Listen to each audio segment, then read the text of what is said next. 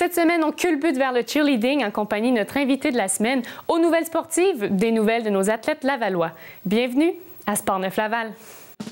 Cette émission Sport Neuf Laval vous est présentée à l'antenne de TVRL en association avec le groupe Savoie, les Résidences Soleil.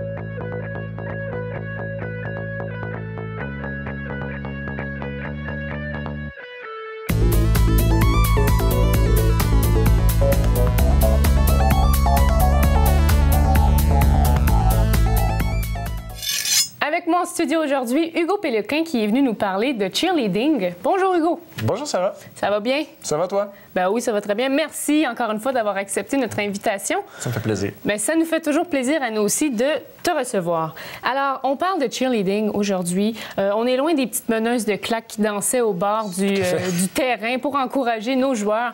Alors, aujourd'hui, cheerleading peut être synonyme d'acrobatie et de compétition. Est-ce que c'est le cas? Tout à fait. Malgré que le terme demeure encore un peu péjoratif pour plusieurs, donc dans le sens où cheerleading est rattaché à, justement aux petites meneuses de claques habillées sexy sur le bord des terrains de football ou dans les arénas, c'est complètement autre chose. C'est un sport à part entière. Il y a des règlements, il y a une fédération, il y a des compétitions, il y a une structure d'entraînement qui est sévère, qui est complète. Et donc, c'est un grand sport. C'est un grand sport. Oui. Et puis, parlons des règlements stricts. Est-ce qu'on peut dire que c'est ça qui a changé le plus dans le milieu du cheerleading? Je dirais que c'est vraiment l'engouement pour le niveau compétitif. Aux États-Unis, c'est un niveau qui était déjà établi depuis longtemps. Au Québec, c'est un mouvement qui s'est créé depuis une quinzaine d'années maximum, là.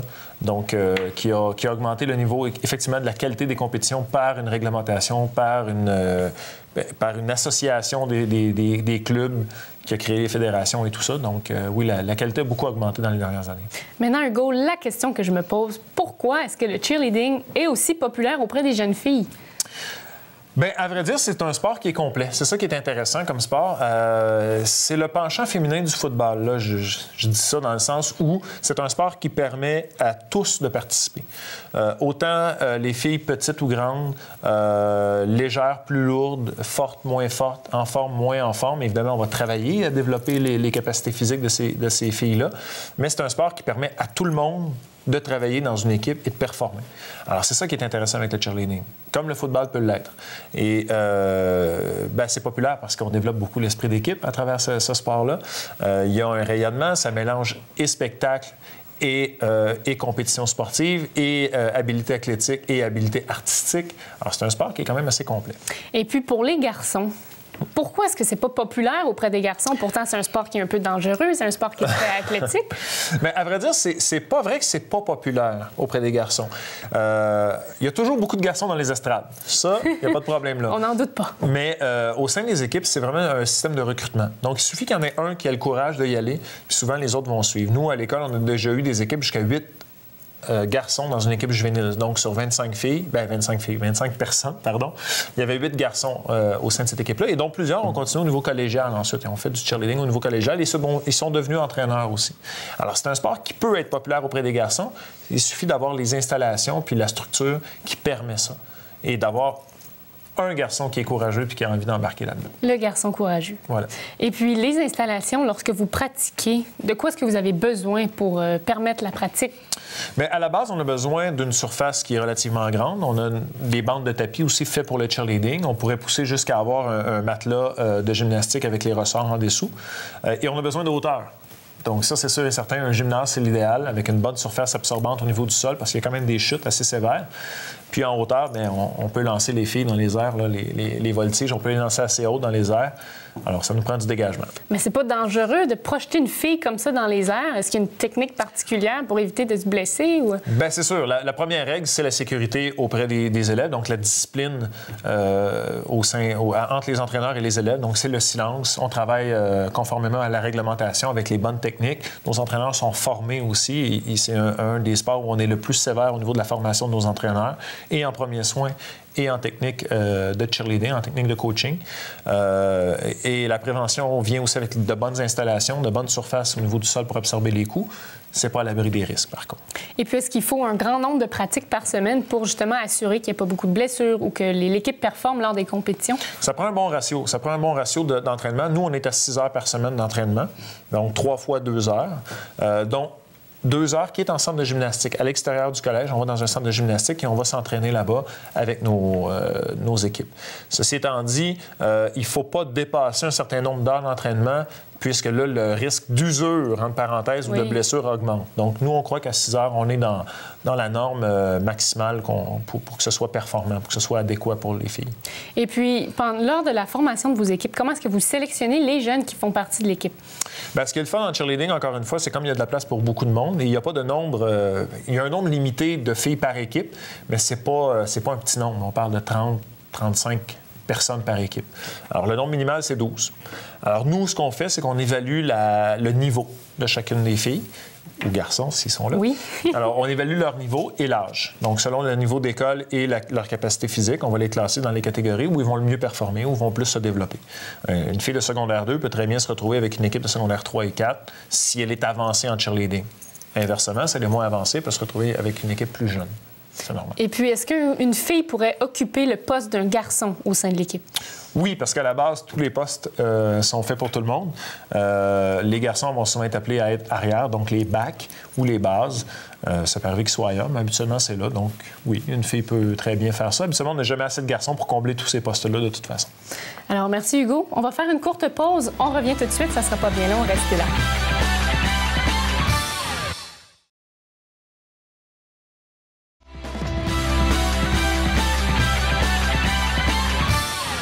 De retour en studio avec Hugo. Alors maintenant, Hugo, j'aimerais savoir combien d'équipes est-ce que vous avez à l'école? Présentement, on a 2 équipes. C'est une petite année. C'était une année plus difficile au niveau du recrutement et des entraîneurs et des joueurs. Donc, la grève étudiante ne nous a pas aidés. Oh oui, donc, ça a eu un impact sur les sélections d'entraîneurs qu'on devait avoir en début d'année. Alors, on a fait 2 équipes cette année, mais on roule à 3 équipes habituellement. On roule une équipe niveau 2, niveau 3 et niveau 4. Niveau 4. Et puis, à quel niveau est-ce que vous performez avec ces équipes-là lors des compétitions? On compétitionnait sur 2 réseaux, le réseau fédéré, donc de la fédération, et le réseau du scolaire. Maintenant, cette année, on a décidé de se concentrer sur le réseau scolaire qui est en développement puis il grossit finalement. Alors, ce réseau-là nous permet de compétitionner au niveau régional. Alors, pas juste Laval, mais Laval, Montréal, Laurentides-Lanaudière. Et ensuite, au niveau provincial. Et même quand on arrive au niveau provincial, le Collège de Tendre a été capable, à quelques reprises, d'aller performer au niveau canadien. Donc, on est quand même, l'an passé, ou il y a 2 ans, terminé 2e au championnat canadien. Bon, c'est assez impressionnant, ça. Oui, oui, tout à fait. C'est de très bonnes équipes. Mais ces niveaux-là, on parle du niveau au secondaire. Oui, tout à fait. Nous, c'est de secondaire 1 à 5. Okay. Donc, on est dans les benjamins niveau 2, cadets niveau 3 et juvéniles niveau 4. Et puis, quelle serait la différence avec le niveau fédéré, comme tu nous avais parlé tantôt? Bien, le niveau fédéré, dans le fond, c'est la réglementation civile. Donc, on s'en va dans le réseau civil. On ne compétitionne pas contre les clubs civils. C'est vraiment les écoles ensemble dans ce réseau-là, le réseau de la Fédération de cheerleading du Québec. Mais tranquillement, on commence à retourner là, avec, comme les structures de nos autres sports, dans le réseau scolaire. Alors, c'est pour ça que ce réseau-là, on l'a mis de côté. C'est un réseau parallèle. Dans le fond, c'est la même chose. Le niveau est un petit peu différent au niveau des compétitions, mais le scolaire est en train de rattraper tout ça et on veut encourager notre réseau. Et puis, où se déroulent ces compétitions-là? Il y avait les championnats canadiens, mais c'est où exactement? Est-ce que c'est éloigné au Canada? Non, on a la chance d'avoir un réseau qui est très actif au Québec. Donc, on a Montréal et Québec, qui sont les 2 grands pôles de cheerleading. Sinon, il peut y en avoir en Ontario ou dans les Maritimes. Nous, on a eu la chance dans les dernières années que ça se passe soit à Montréal, soit à Québec. Et dans nos compétitions régionales, on se promène entre Laval, Laurentides-Lanaudière et Montréal. Et ce sont des voyages en autobus, j'imagine? Oui, quand on sort de Montréal, oui, effectivement, on prend l'autobus. C'est un transport d'équipe. Et puis, combien de temps dure la compétition? Est-ce que c'est une fin de semaine? On prévoit combien de jours? Alors, il faut prévoir une journée complète. Il y a longtemps, c'était 2 jours, c'était un petit peu long. Maintenant, ils ont réussi à cadrer ça sur une journée. Par contre, c'est des très longues journées et on est en prestation seulement quelques minutes. Alors, on peut faire 1 ou 2 prestations qui tournent entre 2 et 7 minutes et on est là pour la journée. Donc, on voit beaucoup de niveaux. Et dans quel cas est-ce qu'on fait une deuxième représentation? Est-ce que c'est si on remporte la première ou... Non, c'est vraiment la structure de compétition qui est faite comme ça, dans le sens où si dans la journée, on est évalué sur 2 notes, où on fait un passage de pratique et ensuite un passage évalué, c'est dans ce sens-là qu'on va faire 2 présentations. C'est plutôt rare maintenant. Et puis, antérieurement, outre le championnat canadien que vous avez remporté, quels autres éloges l'équipe du Collège de Tendre a remporté? Bien, en fait, le programme de cheerleading au Collège de Tendre, c'est un des programmes les plus décorés qu'on a au collège. Donc, c'est le programme qui a remporté le plus de prix depuis 6 ans. À chaque année, on a remporté au moins une première position au niveau provincial, que ce soit régional, provincial, du réseau de la FCQ ou du RSEQ. Donc, le collège a remporté une multitude de prix. On doit avoir une quinzaine de prix facilement qu'on a remporté en 6 ans. Et puis, qu'est-ce qu'on pourrait souhaiter pour le futur aux équipes de cheerleading au collège? De la santé, principalement. Santé. Et réussir, évidemment, encore une fois, à remporter leur championnat et à performer adéquatement au championnat. Et puis, les blessures, les filles sont toujours à risque. Comment est-ce qu'elles peuvent prévenir ça avant les compétitions, par exemple? Bien, c'est sûr qu'un bon entraînement, c'est la base de tout. On en parlait tout à l'heure. Donc, c'est sûr que cet aspect-là est important. Maintenant, c'est un sport à risque. C'est un sport comme le football. Il faut considérer que c'est un sport à risque de haut niveau. Et alors, l'entraînement, le sérieux, la discipline et la formation de nos entraîneurs. Quelle belle parole, Hugo. Merci beaucoup pour toute cette information. Merci d'avoir été là. Et puis, on se donne rendez-vous au Collège de Tendre pour l'initiation sur le cheerleading.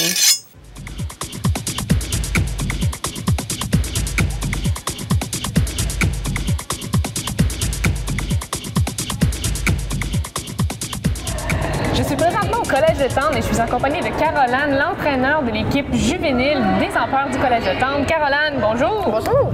Alors aujourd'hui, tu vas m'apprendre quelques petites bases du cheerleading. Oui. Parce que moi, je suis pas vraiment à l'aise avec ce genre de sport. Donc, je te fais confiance. Par quoi est-ce qu'on débute?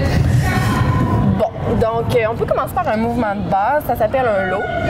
Donc, un low? Low, ouais, comme le mot bas? Oui, il s'agit de monter donc à voltige à ce niveau-ci. Bien, il y a encore plus bas, on peut aller jusque-là, mais là, je suis sûre que tu es capable de monter jusque-là, donc on va montrer le low qui est ici. Low? Ouais. OK. Donc, c'est pas compliqué, en fait. Le cheerleading, ça se fait avec les jambes. Donc, la voltige monte dans nos mains, elle est ici. On fléchit un peu les jambes. Donc, elle va arriver ici, donc chaque pied dans nos mains. Il va seulement s'agir en même temps de se regarder. On va avoir un compte. On va faire down, up. OK. On tourne les mains comme ça ici. Et on a parlé d'un compte. Ça, c'est le décompte avant de projeter une fille dans les airs. Oui, bien, on se donne des comptes pour être synchronisés ensemble, les 2 bases. Les bases, c'est ceux qui lèvent la voltige. OK. Donc, on peut se dire... OK, là, on est les genoux fléchis. Oui, on est ici. Donc, 1, 2, on descend. 3, on pousse. On tourne les mains. On arrive ici à 4. 4. OK. Est-ce qu'on refait ça? Oui, on refait ça. Un petit peu. Donc, on descend, on est en bas. Les genoux fléchis, les mains comme ça. Oui. 5, 6, 7, 8. 1, 2, 3, 4. OK. 1, 2, 3. Donc, 1, 2, down. 3, on pousse. 4, on est ici. 1, 2, down. 3, on pousse. Non, 3, on pousse. 4, on est ici. On est rendu ici. OK, c'est bien. Okay. Et puis ça, c'est la base, c'est pour tenir une fille dans les airs, j'imagine. Oui. Pour faire une figure. Comment est-ce que ça s'appelle, ce genre de figure-là? Ça, c'est le low. Le low, OK. Oui, c'est un low. Et puis, est-ce qu'il y a une autre base, une autre façon de projeter une fille comme ça, de tenir une fille? Oui, on peut, donc des projections, on la lance dans les airs sans contact. Ça s'appelle un basket. Donc le basket, c'est comme ça ici. Prends ton poignet. Moi, je prends le mien ici.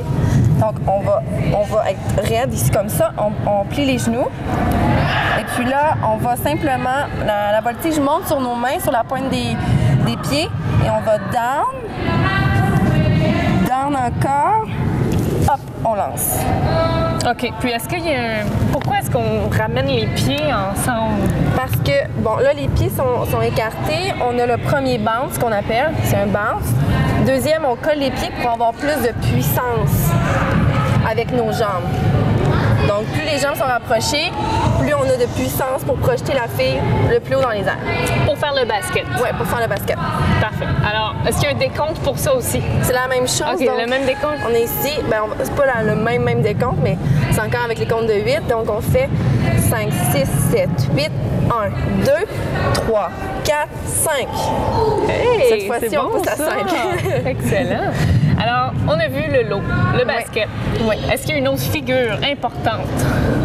Bien, en fait, c'est qu'il y a plein de figures dans le cheerleading. Donc, ça part de niveau 1 à 6. Donc, c'est sûr que ça dépend à quel niveau. Donc, le niveau 1, c'est vraiment les niveaux les plus bas. Comme par exemple, la voltige va monter à cette hauteur-là sur une jambe. Niveau 2, niveau 3. Comme nous, niveau 3, on est rendu à monter les extensions. Donc, la voltige, elle va être à la hauteur du bras complet, puis à une jambe. Donc, à l'extension complète du corps? Oui, et elle va se tenir sur une jambe. Oui.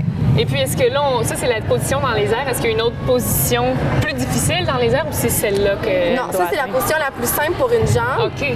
Là, sinon, je peux pas vous faire d'exemple. Comme ça, dans le vide. Oui. Mais sinon, les filles qui sont les plus flexibles vont emmener leurs jambes par-dessus leur tête. Donc, pour avoir le plus de points, il faut monter la jambe le plus haut possible. En haut de la taille. Et puis, on parle de points, donc les compétitions fonctionnent avec un système de points, j'imagine. Oui, c'est ça. Il y a des juges pour chaque catégorie, donc pour les sauts, pour les stuns, pour les pyramides, pour la danse. Puis, donc, avec qu'est-ce qu'on fait, donc tout dépendamment des mouvements qu'on fait, on a tant de points pour des mouvements plus basiques, puis pour les mouvements plus compliqués, on a plus de points. Donc, celui qui a le plus de points, c'est celui qui remporte la compétition. Bien évidemment. Et puis, j'imagine que vous avez pratiqué une chorégraphie, vous, les filles? Oui, on pratique une chorégraphie depuis le mois de décembre. Wow! Ça, on a une compétition dimanche. Ça sent bien. Ça prend combien de temps environ pour préparer la chorégraphie, puis que les filles maîtrisent cette chorégraphie? Bien, c'est ça. Normalement, on commence la chorégraphie au mois de septembre, puis on fait la même chorégraphie tout au long de l'année, donc jusqu'au mois de mai. Ça, c'est pas mal qu'est-ce que ça prend pour maîtriser complètement la chorégraphie. Mais là, nous, on a commencé un peu tardivement, donc décembre. Puis là, il la maîtrise pas tout à fait, mais ça s'en vient. Mais vous êtes ici pour pratiquer, oui, donc aujourd'hui, c'est une pratique. Est-ce qu'on va se pratiquer avec les filles? Parce que je suis vraiment impatiente de pratiquer ces nouveaux concepts de cheerleading que j'ai appris. Oui. Parfait. Bien, merci beaucoup, Caroline. Alors, on s'en va avec les filles. Suivez-nous.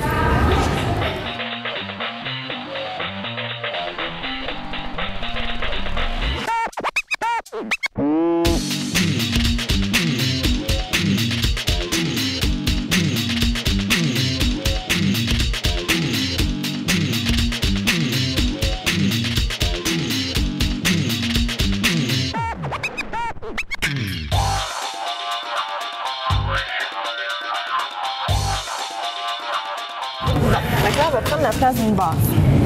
De toi, parce que t'es plus petite que 4.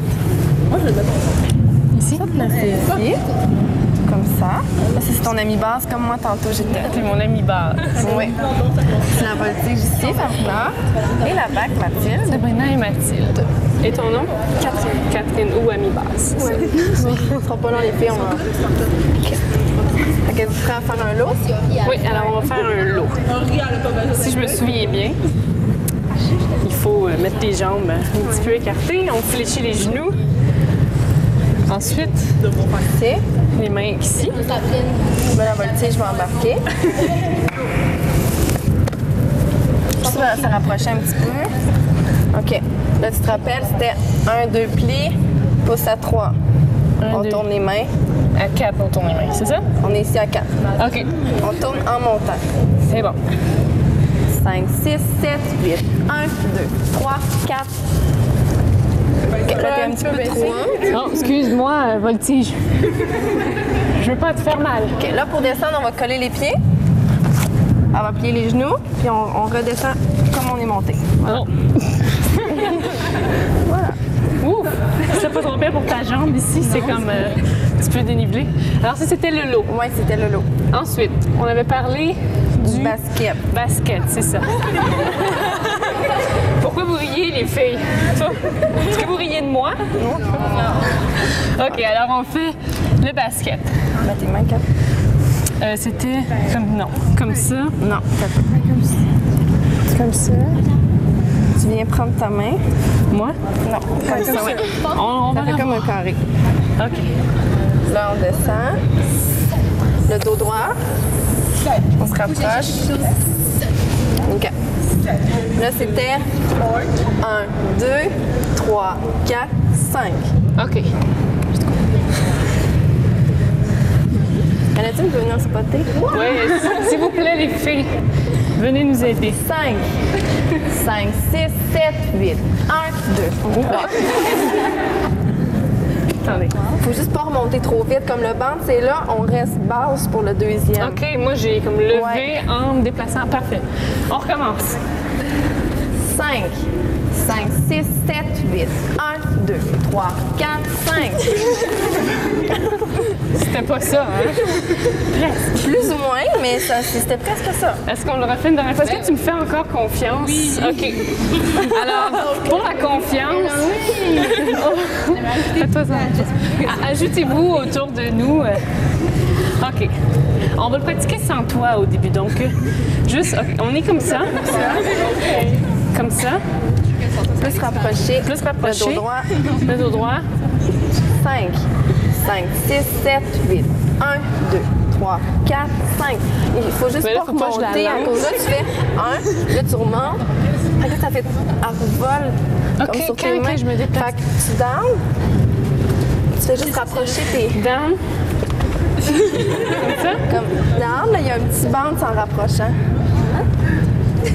Mais il y a un petit bounce, comme bounce. Ça marche C'est pas, bien là. compliqué comme mouvement. OK, on le réessaie. Ça va bien fonctionner cette Ouais, ça va fois-ci. marcher. Ça va marcher. OK. 5, 5, 6, 7, 8. 1, 2, 3, 4, 5. Pas de chance, là. On l'a eu! Je l'ai eu. Est-ce que ça a fonctionné, oui? Mais oui, ça fonctionne. OK, on l'a eu. C'était ça. Excellent. Ben merci, les filles. Alors, on va pouvoir poursuivre la pratique maintenant. Merci. 5, 6, 7, 8. 1, 2, 3, 4, 5, 6, 7, 8. 1, 3, 4, 5, 6, 7, 8.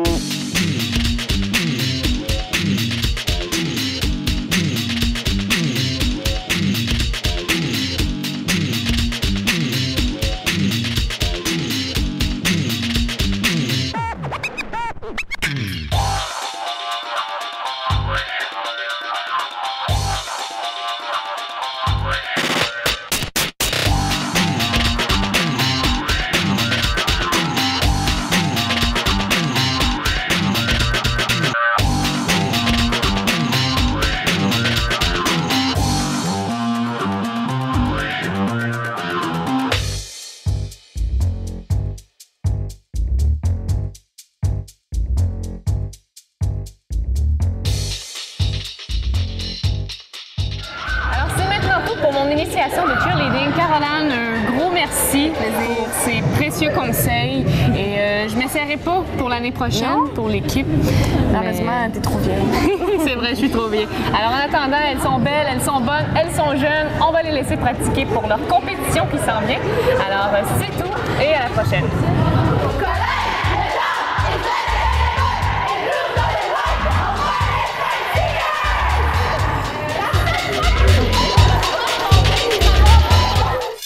C'est maintenant l'heure des nouvelles sportives de la semaine et je vous parle de Félix Dolci, un jeune athlète de Laval âgé de 10 ans qui a remporté 5 médailles lors de la 48e édition des Jeux du Québec d'hiver.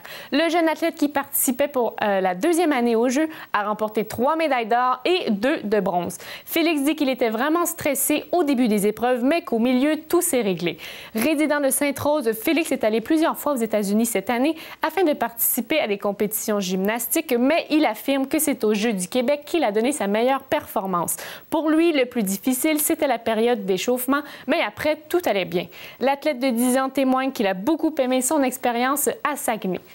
Félix a commencé à faire de la gymnastique à l'âge de 5 ans. Il s'entraîne 23 heures par semaine. Il fréquente l'école Le Baluchon qui lui permet de faire un programme sport-études, quoique cette école n'offre pas ce genre de programme officiellement. Selon son père, Maxime Dolci, faire de la gymnastique lui permet de se défouler pour ensuite être concentré à l'école. Félix a repris l'entraînement dès son retour des Jeux afin de se préparer pour les prochaines compétitions qui auront lieu en décembre. Entre-temps, il participera au camp d'entraînement de l'équipe nationale des gymnastiques cet été qui se tiendra à Calgary. Les athlètes de la délégation lavalloise ont mis la main sur 18 médailles lors de la 48e finale provinciale des Jeux du Québec qui avait lieu à Saguenay et qui s'est terminée le 10 mars dernier. Les Lavallois ont monté à 10 reprises sur la plus haute marche du podium. Ils ont remporté 3 médailles d'argent, 5 de bronze et une bannière d'esprit sportif en plongeon. La récolte la plus impressionnante aura été enregistrée en gymnastique avec 6 médailles. Au total des 19 régions, Laval a fini en 12e place au total des points. Selon le chef de mission Joël Savoie, ils ont atteint leurs objectifs, les équipes lavalloises ont bien performé et ils ont eu peu de déceptions. Les représentants du comité organisateur de Saguenay ont procédé à la passation du drapeau de la 48e finale des Jeux du Québec vers celle de l'agglomération de Longueuil, l'hôte des 49e Jeux d'été organisés en 2014. L'équipe de hockey des Patriotes de Laval ont remporté les grands honneurs lors des séries éliminatoires de la Ligue du développement Montréal Métro les 9 et 10 mars dernier au complexe Guimont. La troupe de l'entraîneur Dominique Ravenda a remporté ses 4 matchs à l'horaire pour se sauver avec le prix du titre. Les Patriotes ont amorcé leur parcours avec une victoire de 4-3 sur les Selects du Nord. Ils ont enchaîné avec des gains de 3-1 sur les Seigneurs des Mille-Îles et 2-0 face aux Sénateurs de Laval en demi-finale. Le gardien de but Nathan Gauthier a réalisé un jeu blanc. En finale, la formation lavalloise a surpris le National de Montréal en l'emportant 5-3 le 10 mars. La rencontre avait un côté émotif puisque le National avait été la bête noire des Patriotes au cours de la saison régulière. L'entraîneur n'a pas caché qu'il voulait ramener ses joueurs sur terre afin d'amorcer les championnats régionaux sans excès de confiance. Leur but est de remporter les régionaux pour représenter Laval lors de la Coupe Dodge. Par ailleurs, les jeunes joueurs des Patriotes ont vécu des moments inoubliables en se frottant contre la Suisse et la Russie les 15 et 16 février. L'équipe a vaincu la Suisse 6-3 avant de s'avouer vaincue par le pointage de 4-3 et 6-5 face à la Russie. Ils peuvent compter sur 3 ou 4 joueurs dominants. Ils n'ont pas de difficulté à aller chercher des buts. Ils sont plus gros, plus rapides et ils manient mieux la rondelle, nous a confié l'entraîneur Dominique Ravenda. C'est déjà tout pour cette émission de la semaine. Vous avez des commentaires, des suggestions à nous faire parvenir? Eh bien, n'hésitez pas à le faire par téléphone au 450-973-8005 ou par courriel à info@commercial-tvrl.ca. Ici Sarah Bibeau, je vous remercie d'avoir été là et je vous dis à la semaine prochaine.